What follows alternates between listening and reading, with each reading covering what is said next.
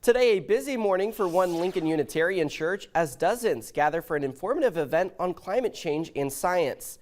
1011's Darsha Dodge sat in on that gathering and caught up with one of the scientists afterwards. And she joins me now in studio with more on what we know and what we don't know enough about. Darsha. Well, that's right. This nonprofit, nonpartisan group traveled all the way from the East Coast to bring climate science right to the people, giving them a chance to see the evidence and reach out on their own, form judgments. Anyway, they're getting to do that in Nebraska for the first time this weekend.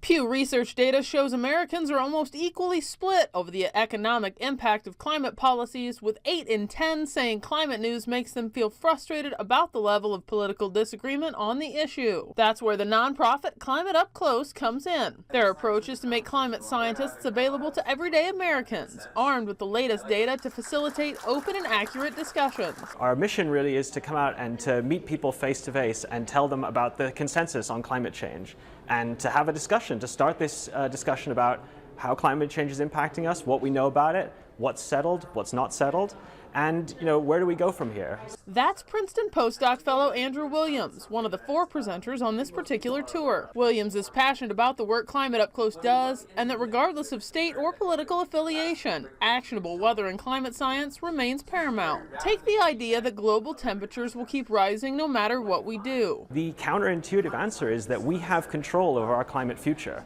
So if we stop emitting CO2, the temperatures will stop rising. Their time in Nebraska also giving them the opportunity to learn about agriculture and climate science. The trends towards intensified agriculture in the state and more irrigation, more cropland instead of plains has actually caused climate change to be less bad in terms of the heat waves here than you would expect. That divisiveness in climate conversation is what brought Jim Cook out for Saturday's event. I think I learned that there were more things kind of on the border or in the unsettled area than I realized, because I had heard a lot of comments and believed a lot of comments, frankly, about things being a little more settled.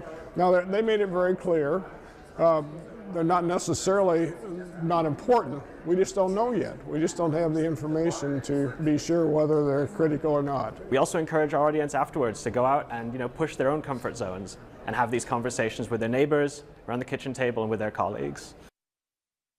And Brandon, if you're interested in attending one of these events yourself, you are in luck. They're hosting another event at Branched Oak Observatory tonight at 8, plus 3 more in Omaha tomorrow. We have those details on our website, 1011now.com.